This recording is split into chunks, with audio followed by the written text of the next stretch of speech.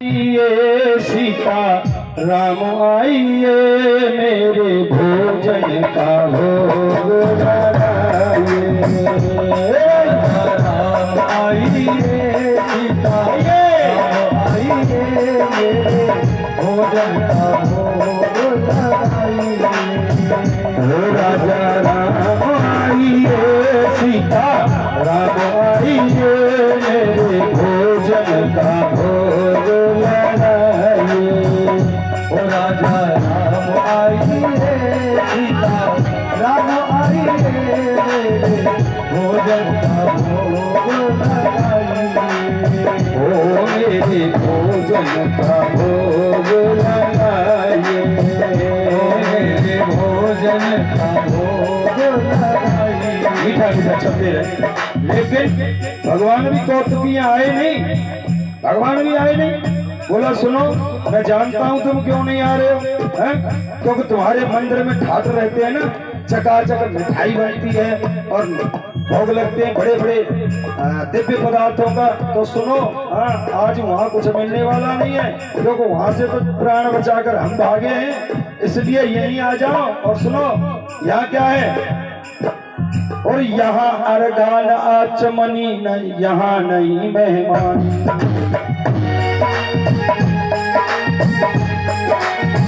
यहाँ अरगान आचमनी, यहाँ यही मेहमान। और भूखे सूखे खाओ पिकर पिए मेरे को पानी। राम आइए सीता राम आइए मेरे भोजन का भोग लगाइए।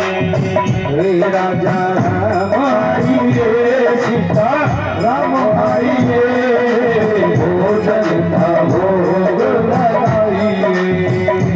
मेरे भोजन का भोग। अब भगवान बड़े गुरु जी ने तो कहा था एक आएंगे, तो भगवान सीता जी के साथ प्रकट हो गए। अब जब दोनों को देखा तो मन में दुखी हो गया, अरे राम राम, मैंने तो 2 जनों का भोजन बनाया था, अब ये 2 आ गए, अब सारा भोजन ये खा जाएंगे, हमारी तो फिर भी एकादशी रही। भगवान बोले क्या बात है भाई? न कुछ नहीं महाराज, चलो कोई बात नहीं, वैसे आपने गलत किया, इनको क्यों साथ लाए, अकेले आते तो मैंने 2 का भोजन बनाया था, पर चलो तुम्हें देखकर अच्छा लगा, इसलिए ऐसा है, इसी में से बांट के खा लेंगे। भगवान तो कौतुकी चले गए, भगवान खा के चले गए। अब दूसरी एकादशी आई, गुरु जी से फिर कहा, बोला गुरु जी थोड़ा राशन ज्यादा दे देना। गुरु जी बोले क्यों? अरे नहीं, वो ज्यादा आते हैं, तुमने एक कहा था वो 2 आए थे। गुरु जी कहने लगे शायद इसका पेट नहीं भरा हुआ इसलिए कह रहा है, भाई ज्यादा खाता है, तो राशन और बढ़ा दिया।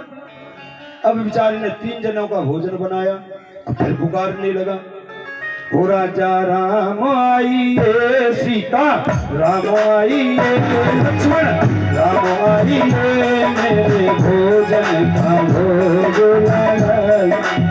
ओ राजा राम आइए राम आइए लक्ष्मण राम आइए मेरे भोजन का भोग लगाइए। ओ राजा राम आइए सीता राम आइए लक्ष्मण राम आइए मेरे भोजन का भोग लगाइए। ओ राजा राम आइए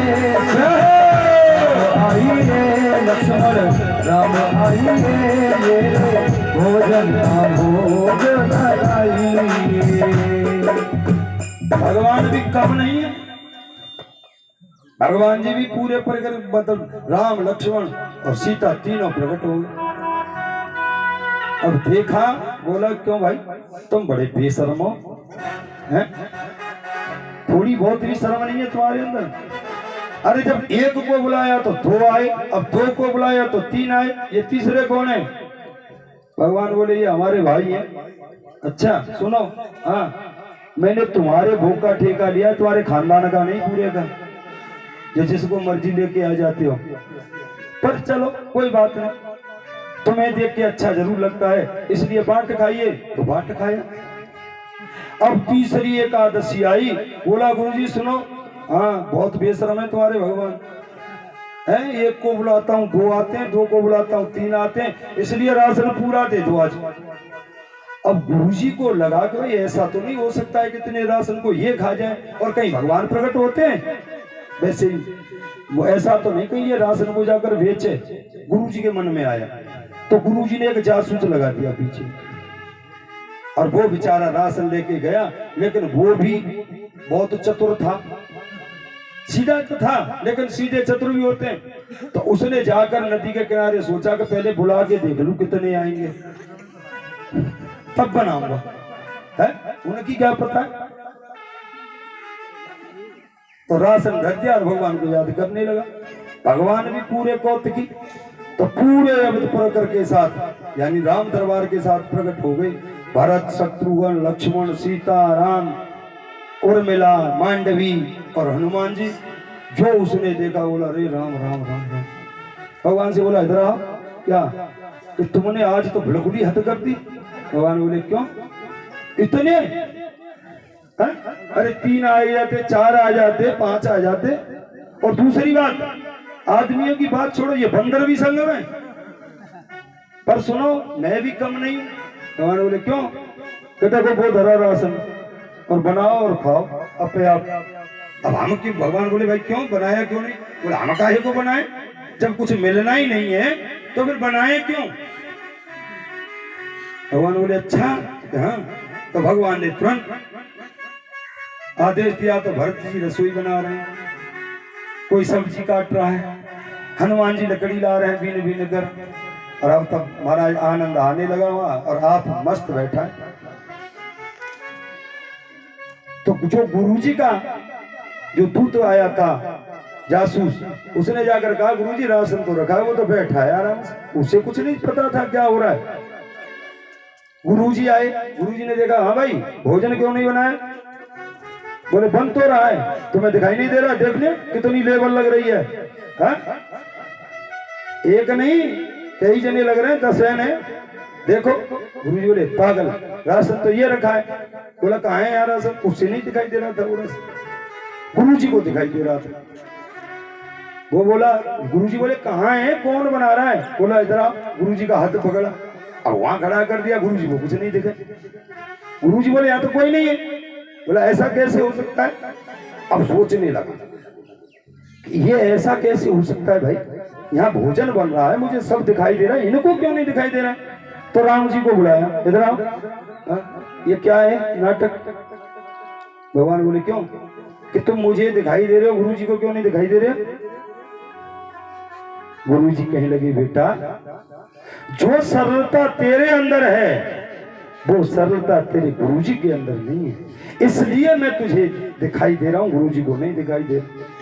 बोला सुनो, सरलता चाहे कुछ भी हो गया भाड़ में। अगर आप गुरु जी को नहीं दिखे तो मैं झूठा बन जाऊंगा,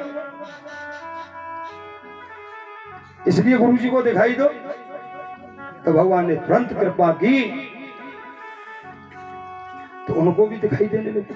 मेरा जो कहने का मतलब है कि भगवान सरलता, हम जब सरलता हमारे हृदय में आ जाएगी तब हमारे मथुरा रूपी हृदय में भगवान कृष्ण पधारेंगे। अक्रूर सरलता का नाम है, क्रूरता का नहीं।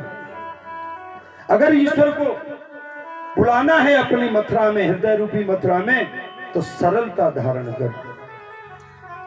मैंने एक दिन निवेदन किया था कि राही के 20 विसा तापा छे फिर 20 और ताते छोटो हो रहे फिर मिले जगदीश। इतने छोटे लेकिन नहीं, 2 आंख क्या पढ़ लिए।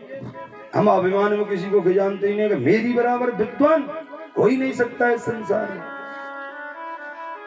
तू कुछ नहीं है,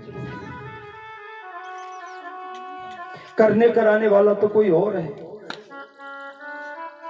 हम भागवत पढ़ते हैं, भागवत की पद्धति में साफ देखिए एक चीज, मैं निवेदन करूंगा आपसे एक चीज का।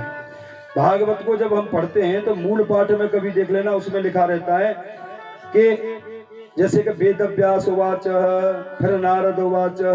लेकिन जब प्रभु के ज्ञान की बात आती है, जब नारद जी भागवत का उपदेश करने लगे वेद व्यास को, तो फिर लिखा है श्री नारद उवाच। अब श्री क्यों जोड़ी? क्यों कि दिखने वाला नारद रहेंगे लेकिन